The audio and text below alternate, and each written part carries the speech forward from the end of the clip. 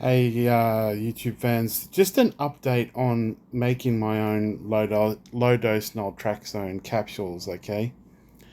Um, Now, I actually measured the capsule itself from the pharmacy, the 50 milligram capsule, and the actual weight of a 50 milligram capsule with all its fillers, they're pressed with fillers, is actually on these new scales I've got on the Spade scale, which probably aren't 100% accurate, but they're pretty good nonetheless.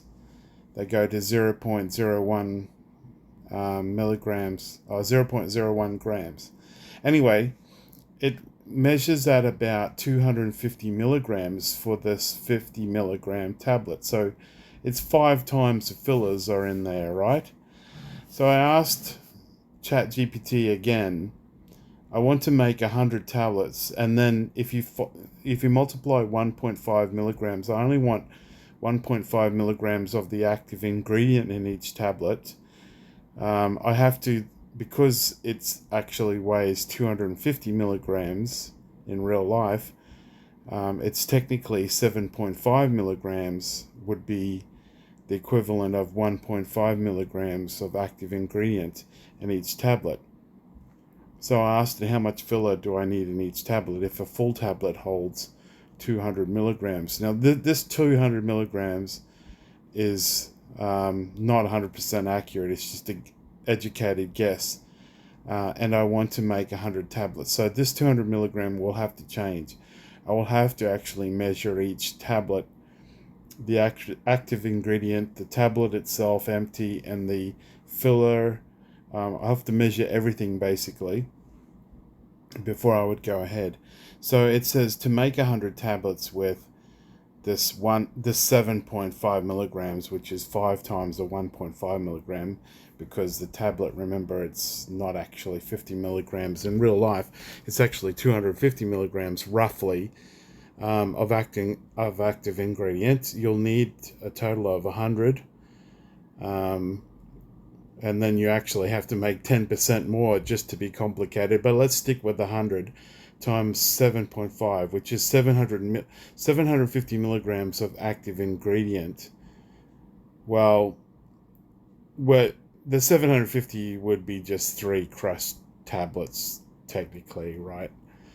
Going back doing the math. Since each tablet can hold 200 milligrams in total, let's say, for example, you'll need to calculate the amount of filler needed by subtracting the active ingredient from the total capacity of each tablet. Say 200 milligrams minus 7.5 milligrams is 192.5 milligrams of filler in each tablet.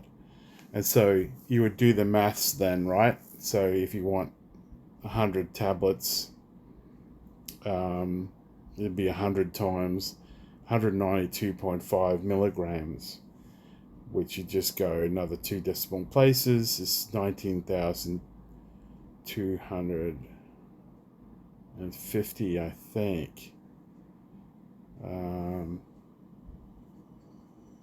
Yeah, I actually I got my cap. Well, I did have my calculator. Anyway, it'd be 100 for the filler. It would be 100 times this 192.5, whatever that is. What's that, 19,250? Maybe more. I'll need a calculator, sorry, to work that out. But anyway, so my point with this is that the whole equation changes because you would think that just a 50 milligram tablet, which is the full size naltraxone, would be 50 milligrams, but they're not. They've got filler in them, and it's roughly 5 times heavier, which makes all these calculations harder, especially when you're trying to do 1.5 milligrams. It's an absolute nightmare, but I'm still going to do it. I'm still going to try it. I'm just waiting for the most accurate scales I can get, and then we'll start looking at doing all the mathematics and making up my own low dose naltraxone.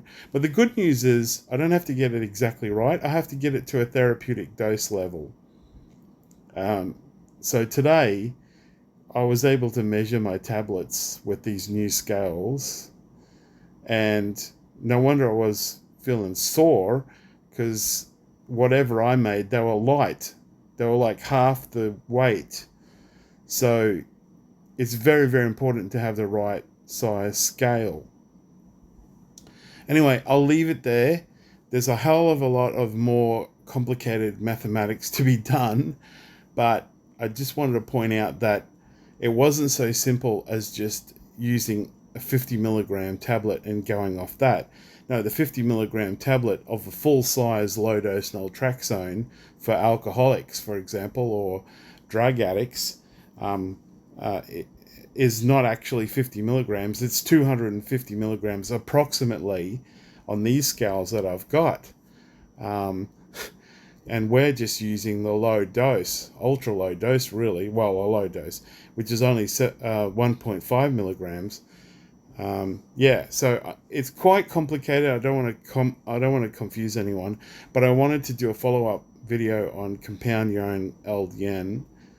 We'll say it's part 2 now, because I'm going to change the title of the other video, because it's not so simple. And just remember to measure the empty capsule weights as well, and all sorts of stuff. Average out all the empty capsules, average out your full capsules, average out your filler, and average out your active ingredient, because it's so precise to get 1.5 milligrams. It's not funny. Now I understand why a pharmacist charges you $125 a bottle, because it's complicated and you need specific equipment to do it. But you do the maths though.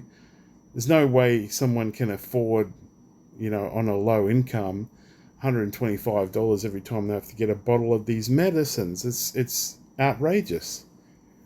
All right, I'm going to leave it there, and I'll, in the future, when I get all the stuff together, hopefully I'll do it on camera, because I need to remember how to do the calculations and what to do and how to put it all together. And then being able to do it myself, I can titrate or adjust the dose to whatever I find works well for me, because the dosages that I've been getting have been too strong, too low, all over the place. So that's why that's another reason I want to make my own. Okay, I'll leave it there. God bless. Teach yourself out. Remember to like, comment, and subscribe.